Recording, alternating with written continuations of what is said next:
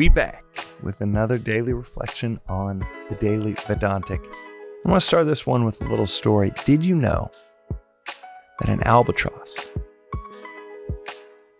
those big beasts of birds, the albatross can flap its wings once and soar up to 600 miles on that one flap of its wings?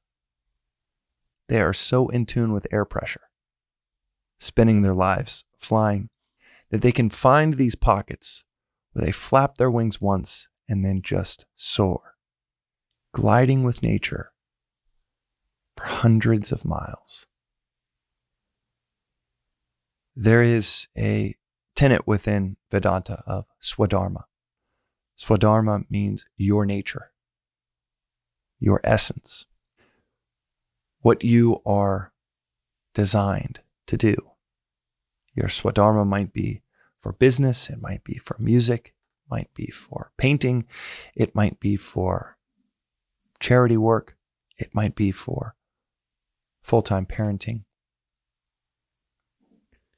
But that Swadharma is your nature, what you are wired for. And there's two big reasons this is so powerful. The first is that when you tap into your nature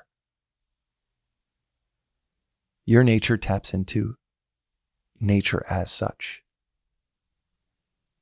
When you say to yourself, okay, I think I'm meant to be a musician or an artist or a full-time mother or a lawyer, and you have people around you saying, I don't know if that's what you should do. You might not like it because of this, that, and the other. When you tap into your nature, you become like the albatross. Your nature is gliding with nature itself. You decide to be a painter, and when you do that work, you not only fall into a glide, and don't get me wrong, there is immense effort in learning how to find the glide. The albatross is not born out of the nest and flying 600 miles on the flap of its wings, but with a lifetime of understanding nature and lifetime of understanding itself and its capability, with years dedicated towards your craft that you're wired for. We are told by this philosophy that you will just glide, because it will be nature, it will be the world around you pulling that craft out of you.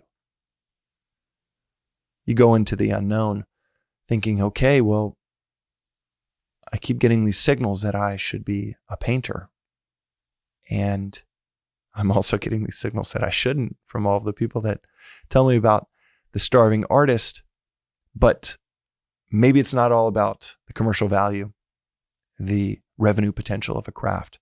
And maybe it's about what will make my soul sing if I do it, versus something that might have higher revenue potential but will slowly kill your soul.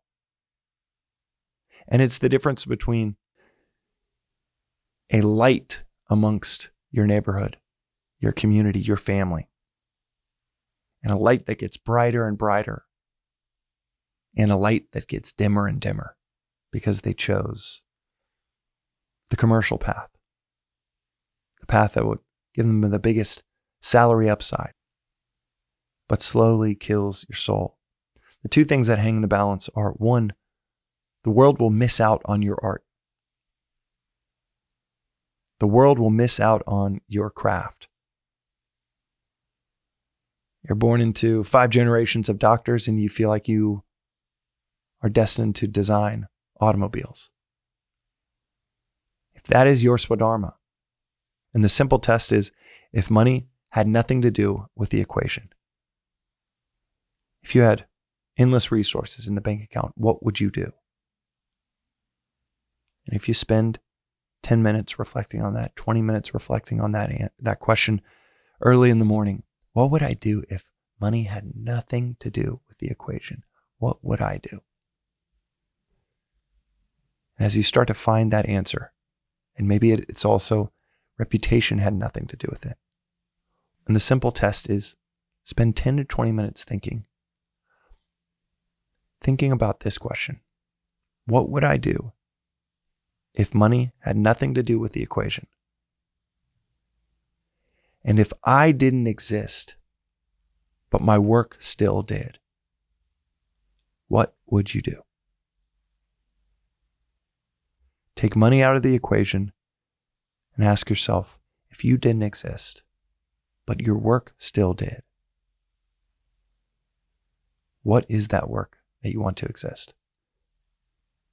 Spend 10 to 20 minutes on that question. You might only need to spend 5 early in the morning. And as that answer becomes more clear to you, that is your Swadharma. The world would not benefit from your art. The automobile designs that you have, your music, your amazing knack for legal cases, the books that you might feel called to write, the companies, the restaurants, the amazing assistants as a phenomenal executive assistant for a company and a leader you believe in. Whatever that calling is, whatever your nature is, the world will miss out at someone doing that epically well. And that's a sad thing to miss out on for the world. You will miss out on getting to glide with your nature. You'll be the albatross instead of gliding 600 miles on a single flap of your wings. You'll be down in the water trying to paddle with your feet 600 miles.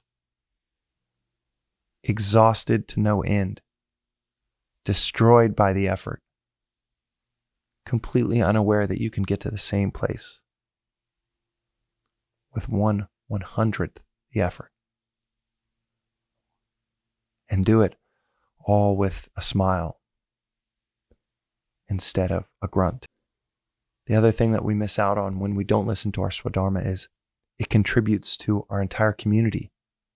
Just falling in line with what we're told we should do, or what's going to give us the best financial upside or reputational upside, instead of seeing this beacon in our neighborhood that could be and should be you.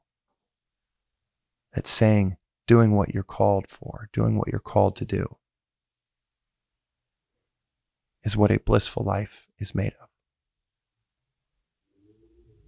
And when you can be that walking billboard in your community, when you can be that message for your family, you unlock untold bliss and untold art from those around you. But the question is, what would you do if money had nothing to do with the equation? The work that you would make, that you would want to exist, even if you didn't. Your Swadharma is your nature, and nature is yearning for your nature. That is today's reflection on the Daily Vedantic. We'll see you tomorrow.